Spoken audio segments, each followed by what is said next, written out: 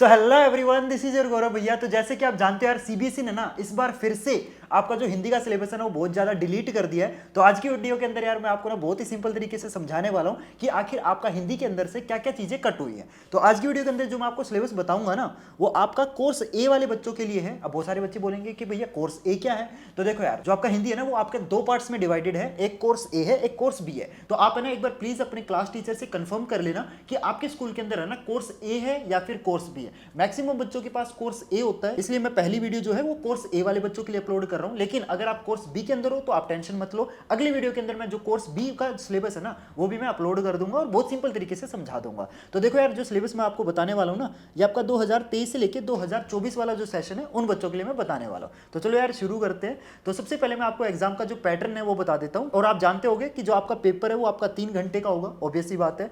जो आपके हिंदी के नंबर है ना वो टोटल 100 में से लगाए जाएंगे। 100 में से कैसे, देखो यहाँ पे जो आपका पेपर होगा ना वो तो 80 नंबर का होगा, लेकिन जो बचे हुए 20 नंबर है वो आपके इंटरनल असेसमेंट वाले होंगे। अब बहुत सारे बच्चे बोलेंगे कि भैया इंटरनल असेसमेंट क्या होता है। देखो यार, ये जो इंटरनल असेसमेंट वाले नंबर होते हैं ना ये आपके सब्जेक्ट टीचर के हाथ में होते हैं। और जो आपका सब्जेक्ट टीचर है ना वो किस बेसिस पे आपके इंटरनल असेसमेंट वाले नंबर लगाता है, वो आपकी क्लास परफॉर्मेंस के बेसिस पे लगाता है कि आप क्लास के अंदर आपकी अटेंडेंस कितनी है, आप क्लास टेस्ट के अंदर कितने अच्छे नंबर लेके आते हो, या फिर आपके क्लास के अंदर आपका बिहेवियर कैसा है कि आप शरारती बच्चे हो तो ऑब्वियसली बात है वो टीचर आपके थोड़े बहुत नंबर कम लगाएगा। लेकिन अगर आप सिंसियर बच्चे हो, मतलब क्लास के अंदर अच्छे से रहते हो, ठीक है, तो वो ऑब्वियसली बात है आपके नंबर जो है इंटरनल असेसमेंट के अंदर ज्यादा लगाएगा। ठीक है, तो मैक्सिमम बच्चों के जो नंबर होते हैं ना वो 18, 19 या फिर 20 इन तीनों में से ही लगते हैं। तो आप ऐसे टेंशन मत लेना कि आपका इंटरनल असेसमेंट के अंदर बहुत कम नंबर लगेंगे, ऐसा नहीं है। मैक्सिमम बच्चों के जो नंबर होते हैं ना वो 18, 19 या फिर 20 में से लगते हैं। क्लियर। और जो 80 नंबर है ना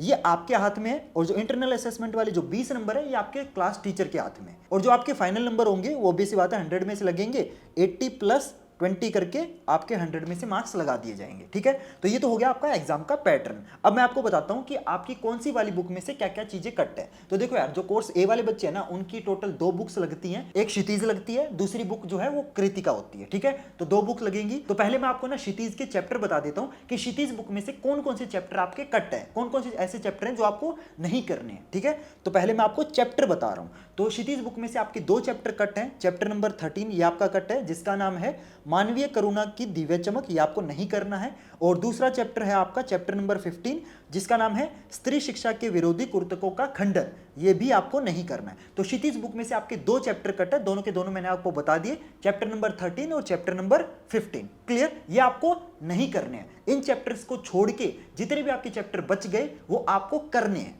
क्लियर। अब मैं आपको क्षितिज की पोएम बता देता हूं कि क्षितिज बुक में से आपकी कौन कौन सी पोएम कट है। ठीक है, तो क्षितिज में से टोटल आपकी 3 पोएम कट है।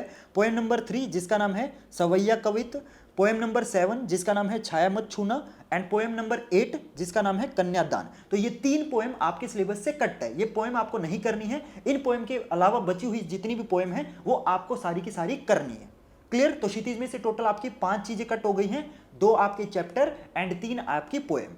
Clear everyone. इसके बाद आपकी अगली बुक आती है जिसका नाम है कृतिका।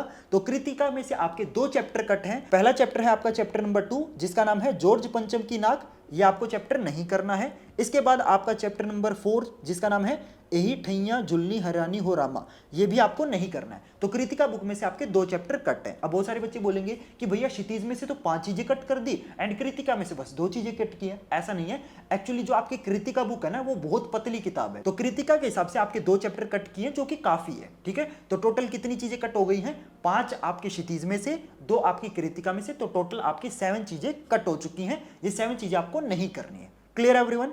अब मैं आपको ना व्याकरण का सिलेबस बता देता हूं कि व्याकरण के अंदर क्या क्या चीजें आपकी आएगी। बुक्स के अंदर मैंने डिलीटेड चीजें बताई है, व्याकरण के अंदर जो जो चीजें आपकी आएगी वो बताने वाला हूं।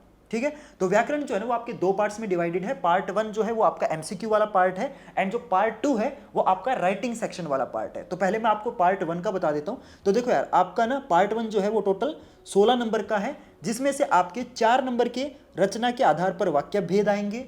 ठीक है, 4 नंबर के वाच्य आएंगे, 4 नंबर के पद परिचय आएंगे और 4 नंबर के अलंकार आएंगे। तो टोटल आपका 4 4 4 करके टोटल हो गया 16 नंबर। तो 16 नंबर की आपकी ये 4 चीजें आएंगी, और ये 16 नंबर जो है ना वो सारे के सारे एमसीक्यू में होंगे। तो ये जो रचना के आधार पर वाक्य भेद है ये भी एमसीक्यू में होगा, वाच्य भी एमसीक्यू में, पद परिचय भी एमसीक्यू में, और अलंकार भी जो है वो भी एमसीक्यू में। तो ये सारे के सारे एमसीक्यू होंगे। ठीक है, आया समझ? तो ये आपके सिलेबस के अंदर है, ये आपको करने हैं। क्लियर? तो पार्ट 1 मैंने आपको बता दिया। और मैं आपको एक और बता देता हूं कि अलंकार में से ना कौन कौन से अलंकार आपके आएंगे, क्योंकि देखो बहुत सारे अलंकार हैं। ठीक है, तो आपको मैं बता देता हूं कि कौन कौन से अलंकार आपको पढ़ने हैं। तो आपके देखो अलंकार दो टाइप के होते हैं, एक होता है शब्दालंकार और दूसरा होता है अर्थालंकार। तो शब्दालंकार में से आपका जो श्लेष अलंकार है ये आएगा, और अर्थालंकार में से आपके 3 अलंकार आएंगे, उत्प्रेक्ष, अतिशोक्ति और मानवीयकरण। तो टोटल हो गए 4 अलंकार। तो ये 4 अलंकार आपको करने हैं। इनके अलावा कोई और अलंकार का जो टाइप है वो आपको नहीं करना है। देखो अलंकार आपके बहुत सारे टाइप के हैं, लेकिन बस आपको ये 4 टाइप के ही अलंकार करने हैं। Clear everyone? तो अलंकार मैंने बता दिया आपको। इसके बाद जो पार्ट 2 है व्याकरण का, वो है आपका राइटिंग वाला पार्ट। तो राइटिंग पार्ट में से आपकी क्या क्या चीजें आएंगी वो मैं बता देता हूं। तो देखो यार, जो आपका राइटिंग पार्ट है ना, वो आपका टोटल 20 नंबर का है। ठीक है, तो राइटिंग पार्ट में से आपका एक अनुच्छेद लेखन आएगा जो कि आपका 6 नंबर का होगा, और आपके लेटर आएंगे। लेटर आपको पता है हिंदी में लेटर को पत्र बोलते हैं। तो औपचारिक और अनौपचारिक लेटर आपको करने हैं। इन दोनों में से कोई आपका पेपर में एक आपको करना है, और लेटर आपका जो है वो 5 नंबर का आएगा, यानी कि पत्र 5 नंबर का आएगा। मैं इंग्लिश में बोलता हूँ, लेटर बोलता हूँ, ठीक है, इसलिए। और 5 नंबर का आपका स्वीकृत लेखन या फिर ईमेल लेखन में से आपको एक करना है। देखो ये दोनों ही आपके पेपर में आएंगे, लेकिन इनमें ना आपके पास चॉइस होगी। ठीक है, इन दोनों में से कोई एक आपको करना है। आप क्या करना, दोनों पढ़ लेना पेपर के अंदर, इनमें से जो आपको इजी लगे आप वो वाला कर लेना। तो अगर आप स्वीकृत लेखन करोगे तो वो भी 5 नंबर का ही होगा, एंड अगर आप ईमेल लेखन करते हो तो वो भी 5 नंबर का होगा। ऐसा नहीं है कि आपको दोनों करने होंगे, ऐसा नहीं है। इन दोनों में से कोई ना कोई आपको एक ही करना है।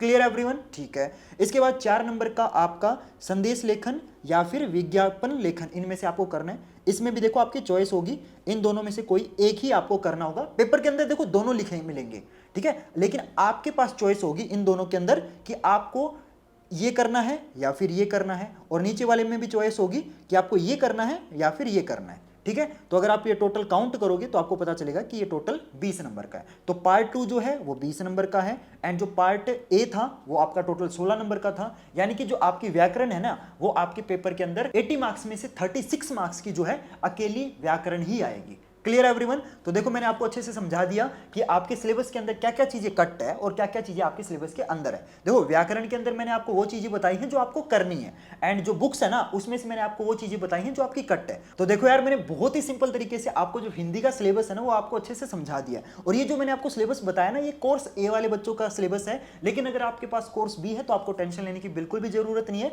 मैं आपको अगली वीडियो में ना जो कोर्स बी का सिलेबस है वो भी मैं इतना ही सिंपल तरीके से आपको अगली वीडियो में बता दूंगा, तो आप बिल्कुल टेंशन मत लेना। देखो यार, मैंने जैसे आपको हिंदी का सिलेबस बताया ना, एज इट इज सेम तरीके से मैंने आपको English, science, computer, math, Sanskrit, मतलब जितने भी आपके सब्जेक्ट है ना, चाहे एसएसटी, मतलब जितने भी आपके सब्जेक्ट हैं, सभी सब्जेक्ट्स का जो डिलीटेड सिलेबस है वो ऑलरेडी इसी चैनल के ऊपर अपलोड कर रखा है। तो अगर आपको किसी और सब्जेक्ट का डिलीटेड सिलेबस जानना है ना, तो आप प्लीज जाके मेरे चैनल पे देख सकते हो। और अगर आपको यार ये वीडियो अच्छी लगी तो मैं आपसे रिक्वेस्ट करूंगा कि प्लीज यार आप वीडियो को लाइक करना बिल्कुल भी मत भूलना। देखो यार, आपके लिए वो बस एक लाइक है, लेकिन आपका जो वो एक लाइक है ना, वो मेरे को ऐसी हजारों वीडियो बनाने के लिए मोटिवेट करता है। इसलिए मैं आपसे रिक्वेस्ट करूंगा कि प्लीज वीडियो को लाइक कर देना और चैनल को जरूर सब्सक्राइब कर लेना, क्योंकि मैं इसी तरीके की जो वीडियोस है ना वो अपने चैनल पे अपलोड करता रहता हूं। तो अगर आप मेरे चैनल को सब्सक्राइब कर लोगे ना, तो उससे क्या होगा, जब भी मैं ऐसी अगली वीडियो अपलोड करूंगा ना तो आपको पता चल जाएगा। तो प्लीज यार चैनल को सब्सक्राइब कर लेना, और साथ में यार जाते जाते ना प्लीज इस वीडियो को ना अपने फ्रेंड्स और क्लासमेट के साथ जरूर शेयर कर देना, ताकि उनको भी जो हिंदी का डिलीटेड सिलेबस है ना वो पता चल सके। तो गाइज मिलते हैं फिर अगली वीडियो में नए टॉपिक के साथ।